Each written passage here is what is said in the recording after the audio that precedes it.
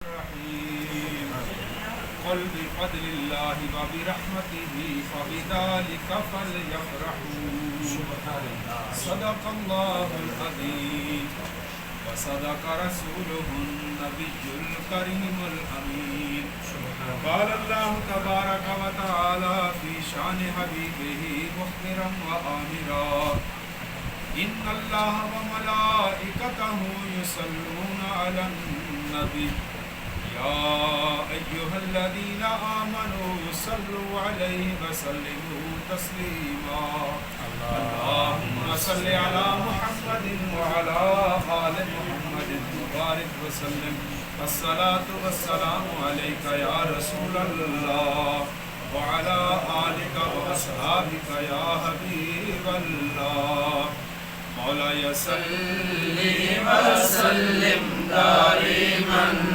أبدا على حبيبك خير الخلق كلهم هو الحبيب الذي ترجى شفاعته لكل هول من الأهوال مقتحم مولاي صل وسلم دائما أبدا على حبيبك خير الخلق كلهم ثم الرضا عن أبي بكر وعن عمر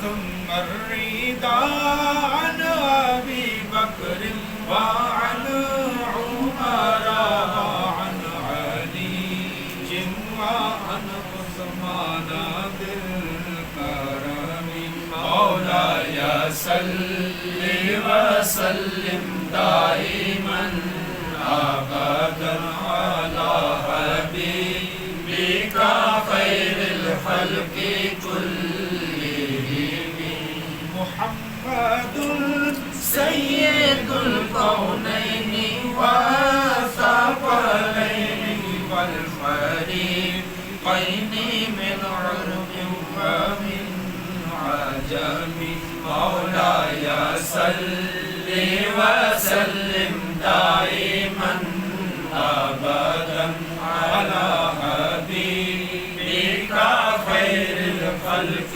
كلهم تمام تر حمد و ثنا اللہ وحدہ لا شریک کی ذات بابرکات کے لیے اور تمام تر درود و سلام حضرت محمد مصطفیٰ احمد مصطفیٰ صلی اللہ علیہ وآلہ وسلم کی ذات بابرکات کے لیے.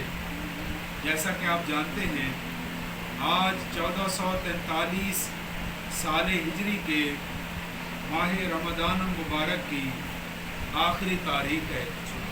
ابھی چند لمحوں بعد شوال کا چاند نظر آنے والا ہے جسے ہلال عید بھی کہا جاتا ہے.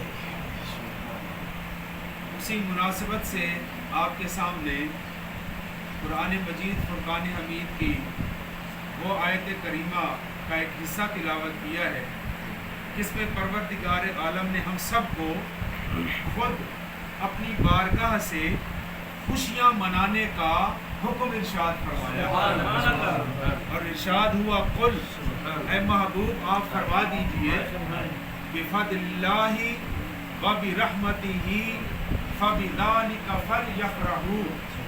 اے حبیب صلی اللہ علیہ وسلم آپ فرما دیجئے کہ اللہ ہی کے فضل اور اللہ ہی کی رحمت پر خوشی منانی چاہیے.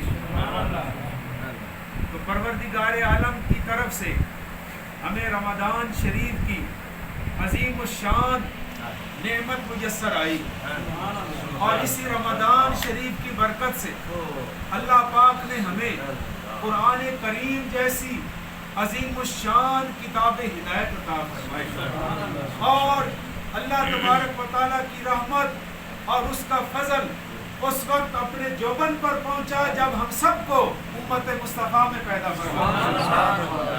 تو یہ تینوں خوشیاں اور ان میں سب سے بڑی خوشی کہ ہمیں اللہ پاک نے غلامی رسول کی سعادت عطا فرمائی. یہ تینوں اتنی بڑی خوشیاں ہیں جن پر ہم جتنی خوشی اور شکر کریں اتنا کم ہے.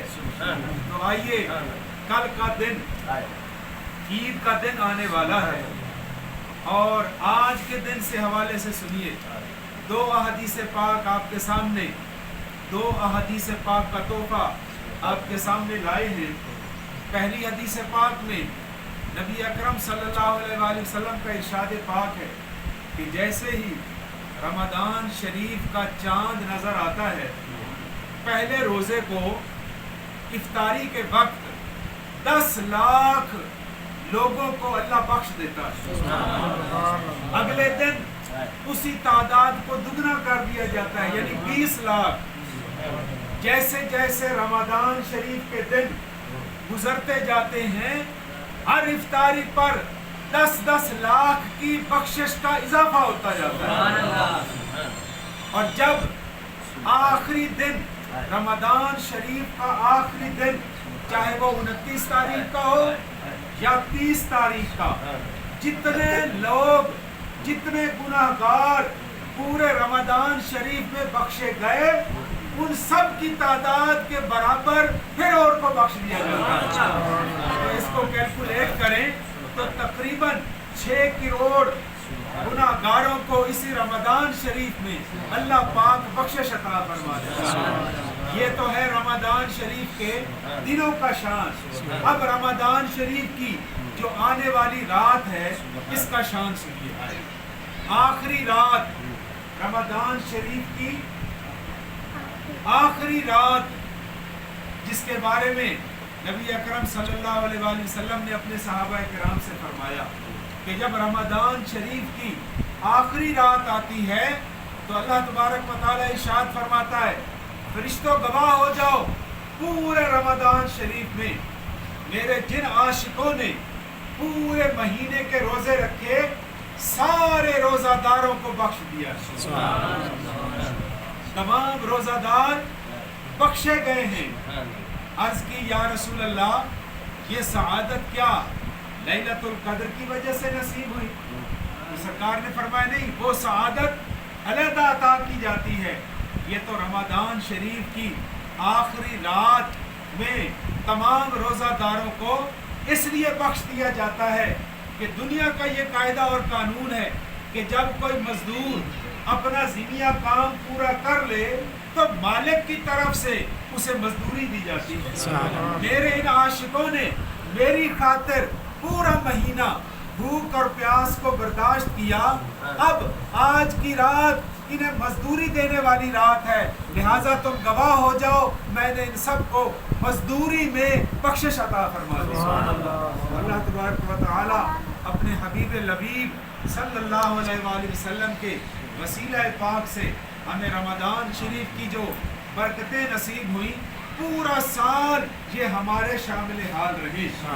رمضان شریف نے جو ہماری تربیت فرمائی، باقی 11 مہینوں میں بھی اس تربیت کا ہمارے کردار پر، ہماری شخصیت پر، ہماری گفتار پر اثر باقی رہنا چاہیے.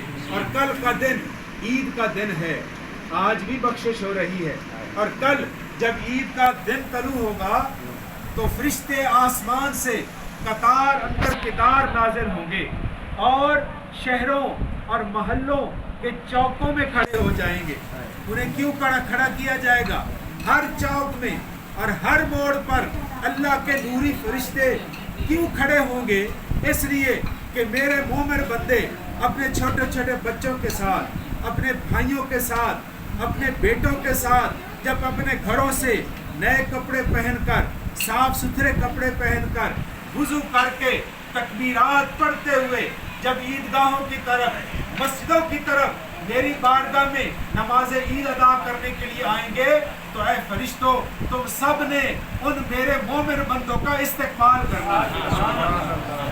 اور اونچی آواز، جب وہ دھیمی آواز سے تکبیرات پڑھیں گے تو تم نے ان کی تکبیرات کو سننا ہے. تو دیکھیے مسلمانوں کو اللہ نے خوشی منانے کا کتنا خوبصورت معیار عطا فرمایا ہے. کچھ لوگ دنیا کے دیگر مذاہب अपने अपने हिसाब से खुशियाँ मनाते हैं। मुसलमानों की खुशी का जब दिन होता है तो मुसलमान की खुशी के मनाने का सबसे बेहतरीन तरीका ये है कि बंदा मोमिन का सर हो और रब का दर हो। ये है मोमिन की खुशी का सबसे बड़ा दर्जा कि बंदे पर उसका रब राजी हो जाए, रब का रसूल राजी हो जाए। इससे बड़ी मोमिन के लिए और कोई खुशी नहीं हो सकती है कि उस पर रब का और रब का रसूल राजी हो जाए। अल्लाह तबारक व तआला हम सबको बरकतों से माला माल फरमाए। वमा अलैना इल्लल बलागुल मुबीन।